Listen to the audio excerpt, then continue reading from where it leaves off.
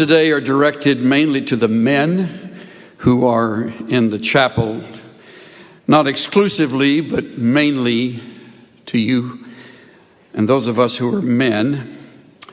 Much of what I say will be relevant for the ladies as well, but because I am talking on temptation, I confess to you a real area and level of ignorance and how to apply it to the ladies. I am very well acquainted with the battle for men, since I'm in that category, but time would not permit me to broaden the target to include the women as well. So, however it speaks to you ladies, wonderful. I'm grateful that you are open and willing to apply it.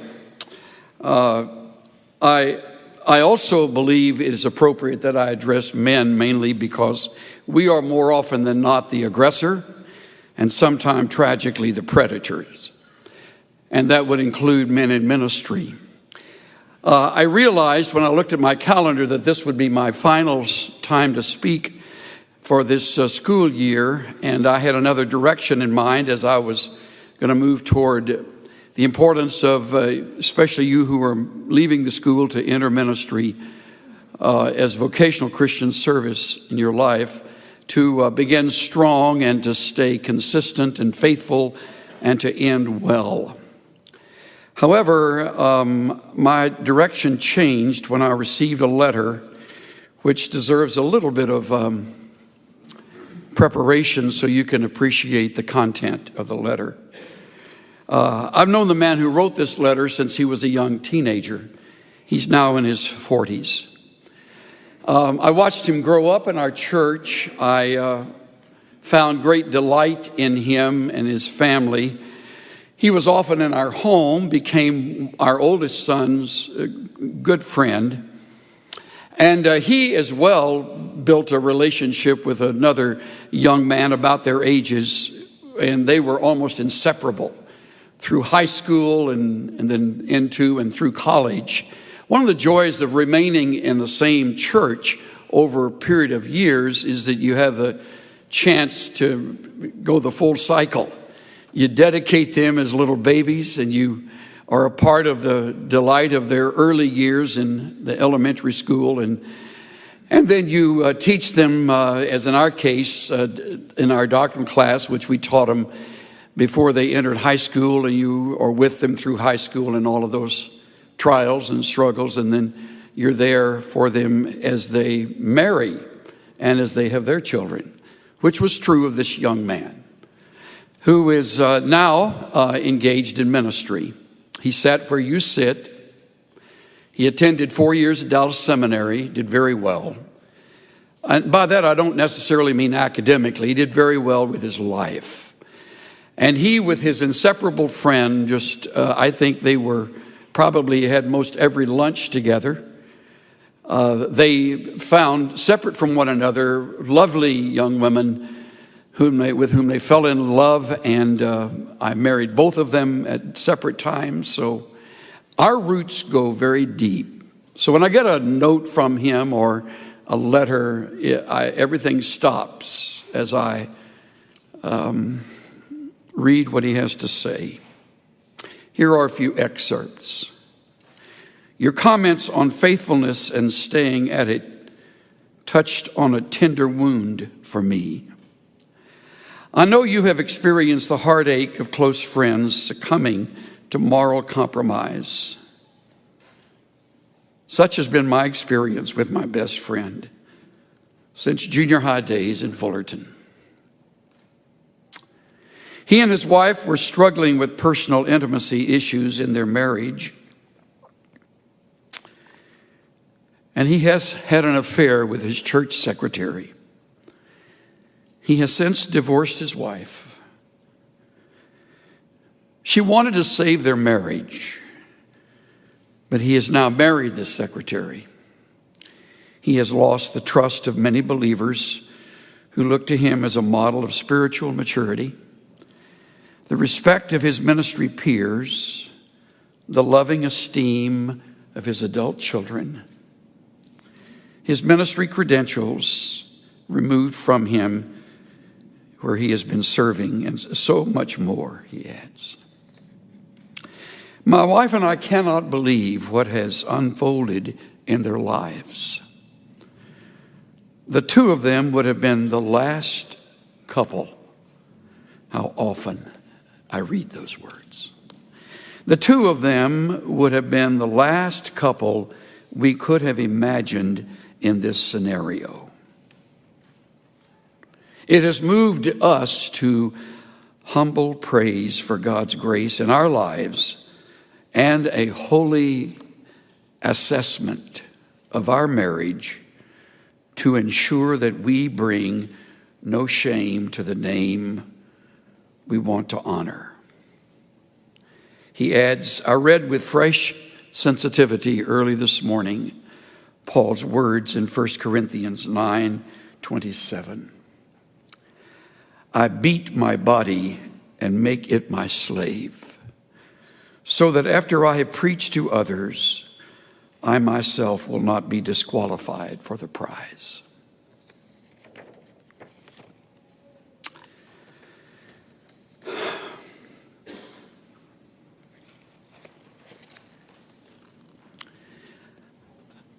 I would love to end this semester message of my time with you on a real high note, and perhaps we can look at it like that.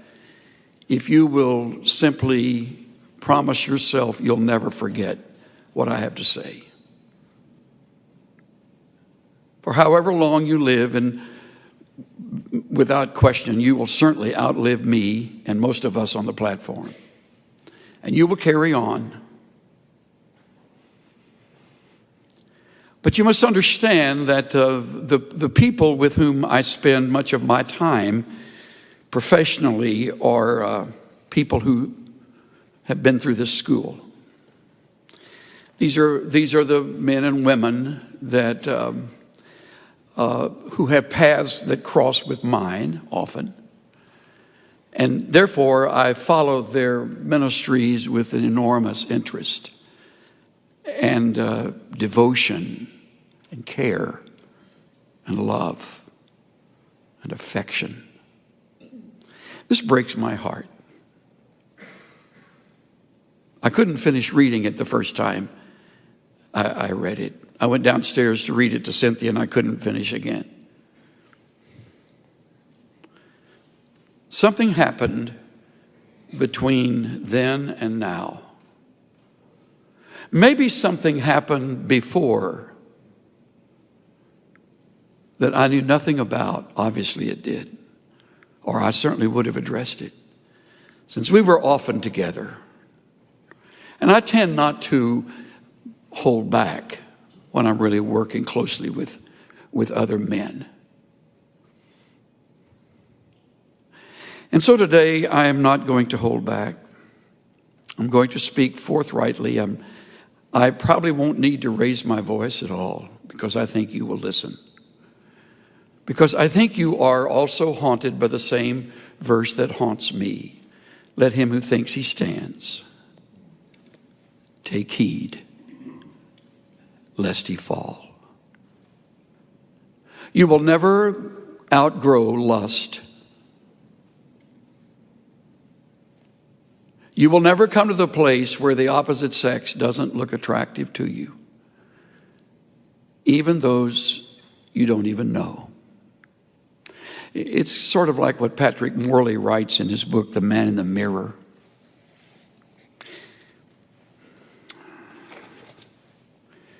The three of us were eating deli sandwiches at a street-side table on the picturesque main street of town. As we were about to leave, a very lovely woman passed by us on the sidewalk. She was beautiful, fresh, sophisticated. She seemed a perfect match for the day. It was a beautiful spring day. Many heads turned as she walked by, including the two men I was with. I watched their eyes follow her, and I could tell they had mentally undressed her in the secrecy of their private thought world. Not a word was spoken, and we headed back to the office. I found myself on the horns of a dilemma. I brooded with indignation over the obvious lust of these two, but at the same time, I was keenly aware that the only difference between us was that I had more carefully controlled my eye movement. Because Christians are expected not to lust over women. He's writing to men, so when he says Christian, he means Christian men. I carefully concealed my thoughts, yet I knew pretending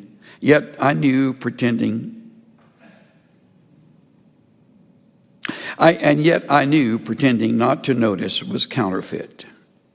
I knew I was leading a secret thought life different from the image I projected. I didn't like the pressure of leading those two lives, but I was embarrassed about it. I thought it was exclusively my problem. It never occurred to me that other Christian men might struggle with the same problem. Are you living a secret thought life significantly different from the you known by others? Would you be embarrassed if your friends and associates knew what went on inside your mind? If your thoughts were audible, would your wife want a divorce? Each of us leads a secret thought life, an invisible life, known only to us, not known to anyone else. The secret life is usually very different from the visible you. The you that is known by others, yet it's the real you. It's the you known by God. For some of us, our secret thought life consists of a dream world of fantasies which concoct intricate plans that would make us famous or powerful or wealthy. Others of us fabricate chance meetings with beautiful women who seduce us. We each invent a secret image of how we wish we were, which we would be embarrassed for others to know.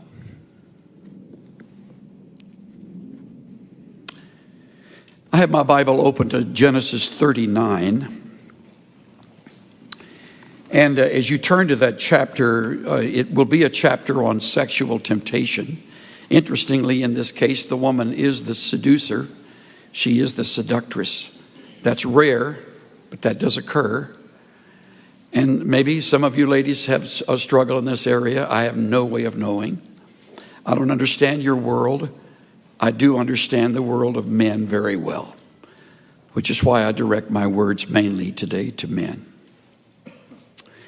This is a remarkable story of a man who did not fall, who did not even yield. It's a remarkable account of a man who had such possession of his thought life that he wouldn't allow his imagination to run wild, even though he was a single adult, probably by now in his 20s, maybe late 20s. He has been sold into slavery. He has learned another culture and another language. He now a Jew living among Egyptians, and finds himself a trusted servant in the home of a man who was an official of the Egyptian government, a man named Potiphar. Joseph had been taken down to Egypt, and Potiphar, an Egyptian officer of Pharaoh, the captain of the bodyguard, bought him from the Ishmaelites who had taken him down there. The Lord was with Joseph, so he became a successful man. And he was in the house of his master, the Egyptian. Watch closely the setup. His master saw that the Lord was with him and how the Lord caused all that he did to prosper in his hand. So Joseph found favor in his sight. and he became his personal servant. He made him overseer over his house, and all that he owned he put in his charge. What a magnificent trust. This Egyptian officer over time had watched, studied, listened to, seen the results of the work of this Hebrew servant, and little by little he released to him more and more responsibility and authority and privacy. It came about, verse 5, that from the time he made him overseer in his house over all that he owned, we read again, the Lord blessed the Egyptian's house on account of Joseph. Thus the Lord's blessing was upon all that he owned in the house and in the field. So he left everything he owned in Joseph's charge. And with him there he did not concern himself with anything except the food which he ate. That, men and women, is trust. That's what you earn over the years as a pastor. That is what you earn over the years as a faculty member of some school you may serve. That is the reward of our great God on the lives of those who are faithful, who do good work, who don't compromise, who tell the truth, who keep their word, who keep short accounts, who don't take advantage of people and don't exploit, who don't manipulate. Joseph was a trustworthy man, and Potiphar finally found himself completely comfortable leaving everything in Joseph's charge. Before I go one step further, I have to pause and say that in itself puts you in a very vulnerable position, because you still have your thought life. You still have a world that goes on in your brain and in your old nature that is vile. It is obscene, which, if the Spirit of God does not control it, waits for the moment to lurch into action. We had a man who was a very fine preacher and long-time servant of Christ, we thought, had been in several churches by the time he came to the one he was in when we invited him to be one of our conference speakers. And he brought 5 significant messages, interestingly, on accountability,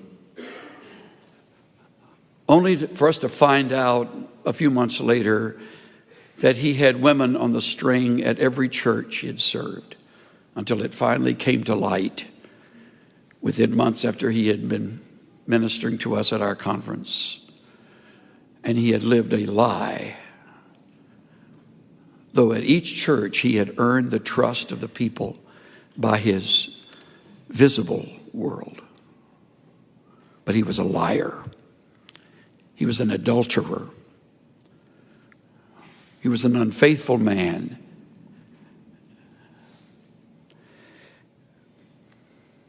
You will be, perhaps by the grace of God, in a place that will ultimately be enviable.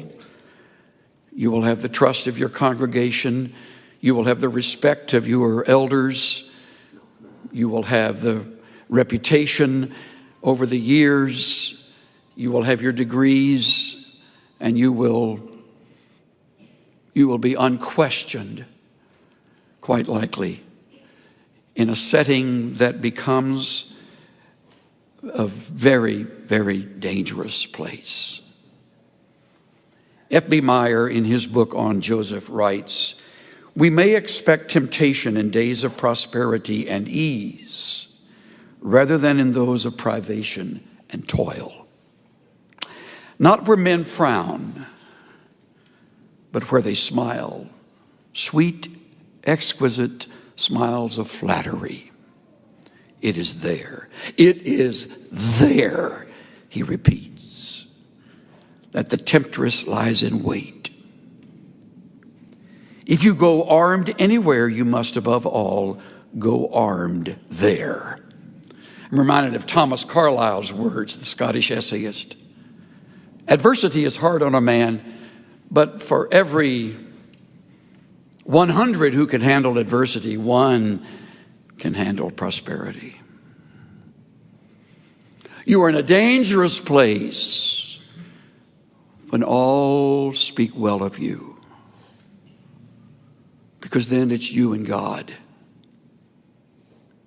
and hopefully a circle of individuals with whom you have made yourself accountable, so that your private world doesn't become a scandal and a shame. So Joseph, we read, is left with everything. The end of verse 6 says something that appears only 2 other places in all the scriptures. Interestingly, this is said only of David in 1 Samuel 16 and only of Absalom in 2 Samuel 14.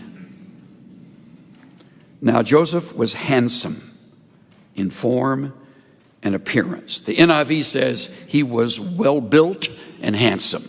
Nothing wrong with either one.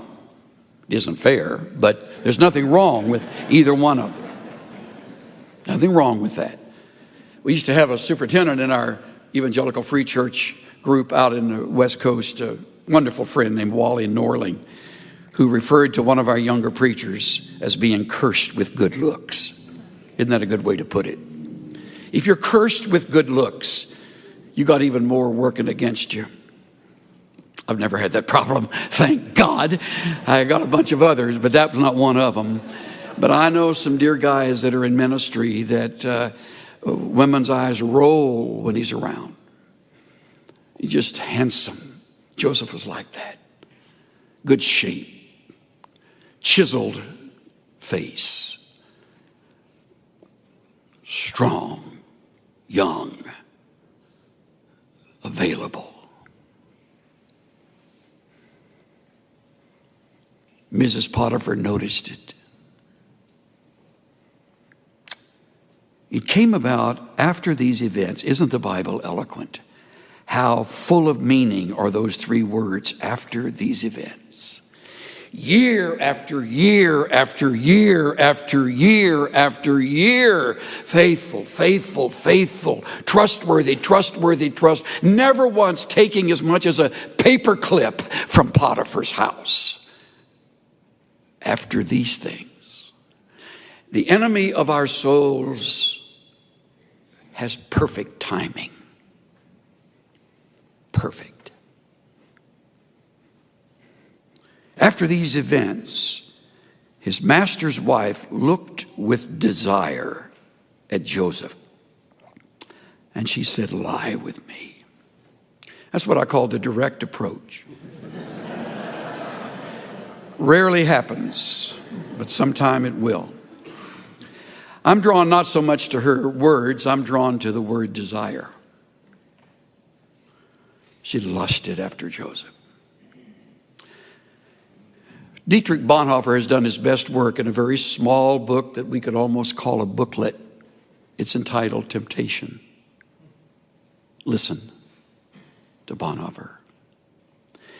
In our members, there is a slumbering inclination toward desire, which is both sudden and fierce. With irresistible power, desire seizes mastery over the flesh. All at once, a secret smoldering fire is kindled. The flesh burns and is in flames. It makes no difference whether it is sexual desire or ambition or vanity or desire for revenge or love of fame and power or greed for money. Joy in God is extinguished as we seek all our joy in the creature. At this moment, God is quite unreal to us. And only desire for the creature is real. Satan, I love this line, Satan does not here fill us with hatred of God, but with forgetfulness of God. We'll just put God aside for now. Satan does not here fill us with hatred of God, but with forgetfulness of God. The lust thus aroused envelops the mind and will in deepest darkness. The powers of clear discrimination and of decision are taken from us. It is here that everything within me rises up against the word of God. That's it. He nails it. In vulnerable moments, I don't hate God. I just kind of get him out of the focus of my mind. Joseph never did that. Lie with me, she says. But he refused. Good for him. He said to his master's wife, notice how that's written. He says to his master's wife, of course. Behold, with me here, my master does not concern himself with anything in the house, and he has put all that he owns in my charge. There is no one greater in this house than I, and he has withheld nothing from me except you, because you were his wife. How then could I do this great evil and sin against God?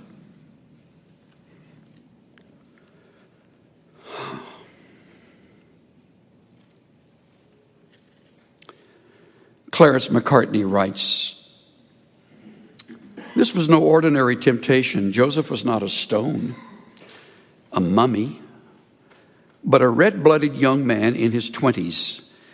It was not one temptation on one day, but a repeated temptation. An old story tells how when Joseph began to talk about God, the temptress flung her skirt over the marble bust of the God that stood in the chamber and said, now the gods will not see. But Joseph answered, my God sees. Reminds me of what the psalmist writes in 139, verse 3. You scrutinize my path and my lying down, and you are intimately acquainted with all my ways. He knows every minute you spend on the internet. He sees everything you look at. He sees every stolen moment. He sees it all. I forget who said it. I wish I had been the originator, that a secret sin on earth is open scandal in heaven. There's no sin here. There's no sin in the temptation. Sin is in the yielding. So he says no. Now, the great hope is that does it. She's out of the way. Nope. Verse 10, it came about as she spoke to Joseph day after day, that he did not listen to her, to lie beside her, or to be with her. Day after day after day after day. Remarkable, remarkable relationship with God. I almost said remarkable man, but he's just a man like you or me. The difference is he had cultivated the kind of relationship with his God that would not permit this. Just would not permit it. One day she finally decides enough's enough. It happened on that day that he went into the house to do his work, and none of the men of the household was there inside. So they're all alone. I'm sure she made sure there was no one else around, perhaps locked the doors. She caught him by his garments, saying, "Lie with me." And he left his garment in her hand and fled and went outside. Interestingly, so often in the New Testament, when you come to passages dealing with sexual lust, the answer is to run. That's a wonderful response. You can't lust and run fast at the same time. And he took off running, left part of his garments there. And when she saw that he had left his garment in her hand and had fled outside, she called to the men of her household and said to them, "See, he has brought in a Hebrew to us to make sport of us." There's anti-Semitism in her words. This Jew.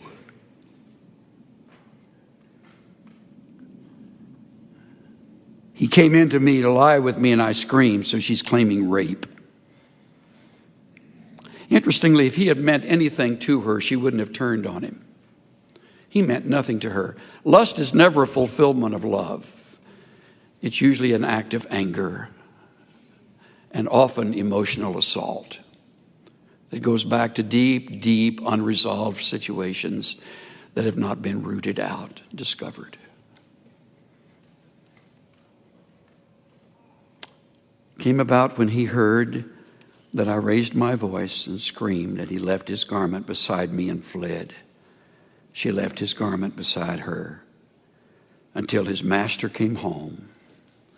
Then she spoke to him with these words, "The Hebrew slave whom you brought to us came in to make sport of me. It happened as I raised my voice and screamed that he fled." When the master heard of it, his anger burned, and verse 20, he put him in jail. Verse 21, but the Lord was with him. How do I apply all of this? Let me do it quickly.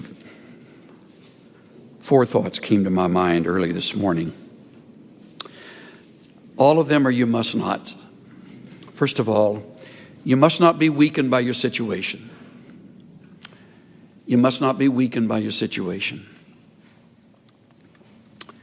Economically, Joseph was secure, respected, and trusted. Personally, he was handsome, desired. Miscellaneous other things, they were alone, had an excellent track record. He was invited. He was unmarried. It's her idea. Your flesh invariably will remind you of those unique situational circumstances, and you'll fall.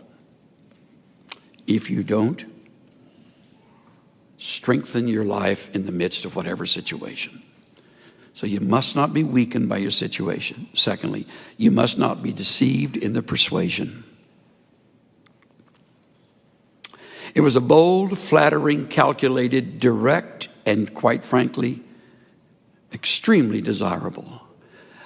In what I read, I find that the ancient Egyptian women were fabulously beautiful. It's quite possible that cosmetics began there, and they knew how to make themselves even more attractive. He could have thought, her husband doesn't meet her needs like I could. By doing this, you'll prove that you really care for me. Who will ever find out we're completely safe? Look, I'm so terribly alone and lonely, and God will understand. Just this once, never, ever, ever again. Those are the words of temptation. You must not be deceived in the persuasion. Here's the third, and perhaps I mean this one most firmly of all 4. You must not be gentle with your emotions. We read in verse 8, he refused. We read in verse 9, it is a great evil. Those are his words. Sin against God. Those are his words to her. He did not listen to her and would not be with her. Verse 10. Verse 12, he left and fled and went into the street. Those are all strong, not gentle, but strong reactions to the emotions within him.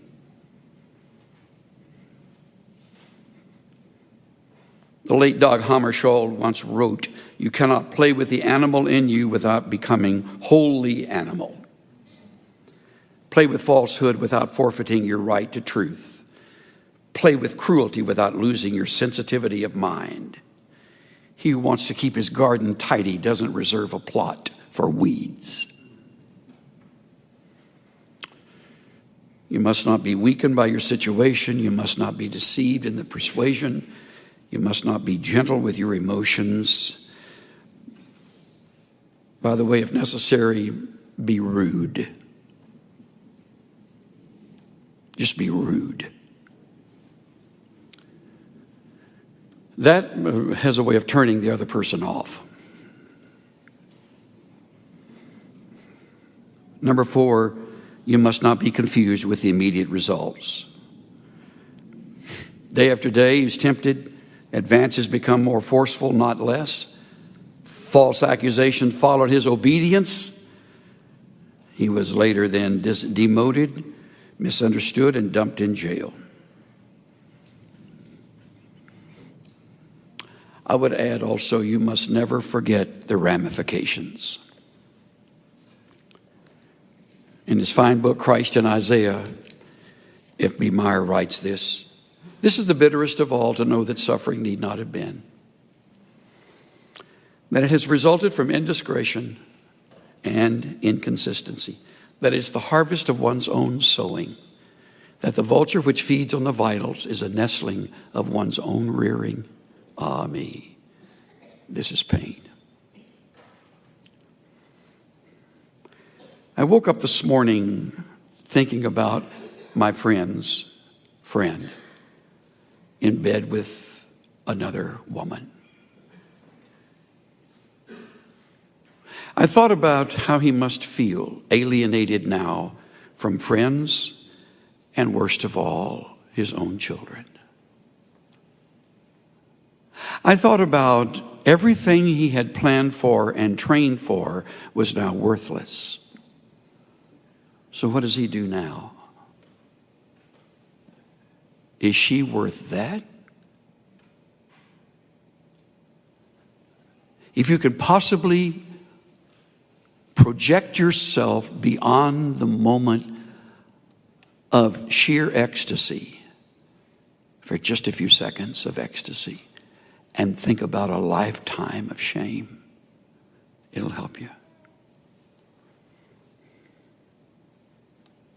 It'll help. Stay pure. Stay pure.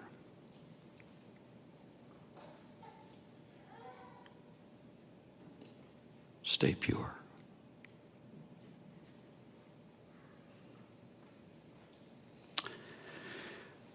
Lord, we sit in this room and all of it makes such sense, and we would all acknowledge that everything we've heard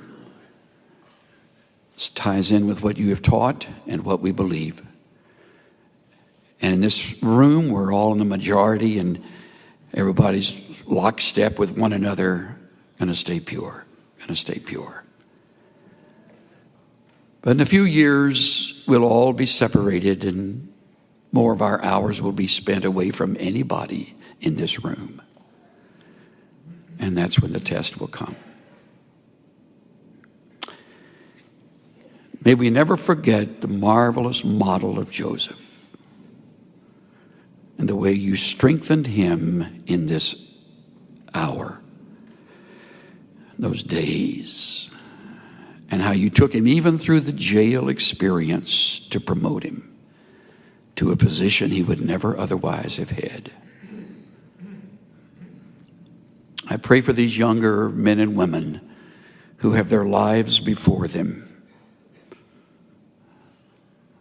that they may be for you throughout their lives testimonies of the holiness of God. I ask that for faculty and student alike, for preacher and missionary alike, for counselor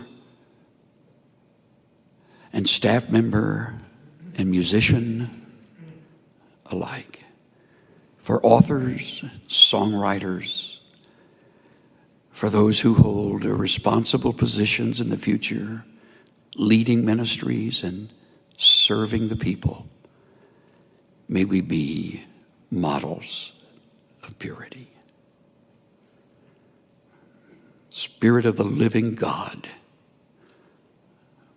fall afresh on us. In the name of the Savior.